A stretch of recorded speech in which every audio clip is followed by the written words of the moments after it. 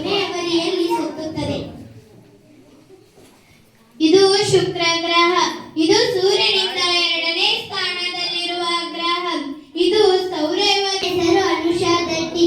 ನಾನು ಮಾಡುತ್ತಿರುವ ಭೂಮಿಯ ಮೇಲೆ ಹಗಲು ಮತ್ತು ರಾತ್ರಿ ಉಂಟಾಗುವುದು ಒಂದು ಅದ್ಭುತವಾದ ನೈಸರ್ಗಿಕ ಪ್ರಕ್ರಿಯೆ.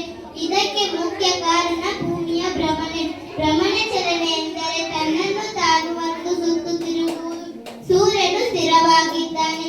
ಭೂಮಿಯು ಗೋಲಾಕಾರವಾಗಿರುವುದರಿಂದ ಸೂರ್ಯನ ಬೆಳಕು ಏಕಕಾಲದಲ್ಲಿಯೇ ಭೂಮಿಯ ಎಲ್ಲಾ ಭಾಗಗಳ ಮೇಲೆ ಬೀಳಲು ಸಾಧ್ಯವಿಲ್ಲ. ಭೂಮಿಯು ಸುತ್ತುವಾಗ ಯಾವ ಭಾಗ ಸೂರ್ಯನ ಎದುರಾಗುತ್ತದೆ ಆ ಭಾಗದಲ್ಲಿ ಬೆಳಕು ಬಿದ್ದು ಹಗಲು ಉಂಟಾಗುತ್ತದೆ. ಸೂರ್ಯನಿಗೆ ವಿರುದ್ಧ ದಿಕ್ಕಿನಲ್ಲಿರುವ ಭೂಮಿಯ ಇನ್ನೊಂದು ಭಾಗದಲ್ಲಿ ಕತ್ತಲೆ ಇರುತ್ತದೆ. ಇದನ್ನು ನಾವು ರಾತ್ರಿ ಎಂದು ಕರೆಯುತ್ತೇವೆ. ಬೊಬ್ಬೆಯು ಶ್ವಾಸಕೋಶದ ಕೆಳಭಾಗದಲ್ಲಿ ಇರುತ್ತೆ. ಉಸಿರಾಡುವಾಗ ಹಿಂದಕ್ಕೆ ಮುಂದಕ್ಕೆ ಚಲಿಸುತ್ತದೆ.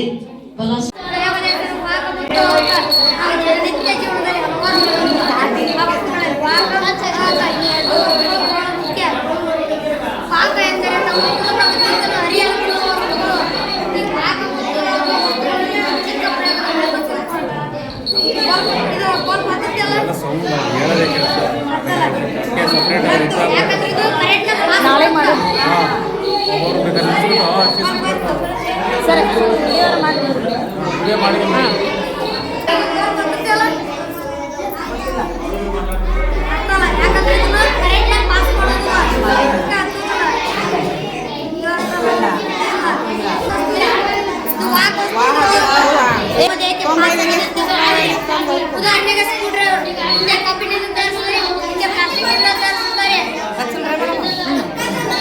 ಮುಂದೆ ಕಬ್ಬಿಣದಿಂದ ತಯಾರಿಸಿದರೆ ಹಿಂದೆ ಪ್ಲಾಸ್ಟಿಕ್ನಿಂದ ಆ ವೈರ್ ಇಲ್ಲಿ ಹಚ್ಚು. ಮುಂದೆ ಸ್ಕ್ರೂ ಡ್ರೈವರ್ ಹಚ್ಚಿರಿ ಮೇಡಮ್.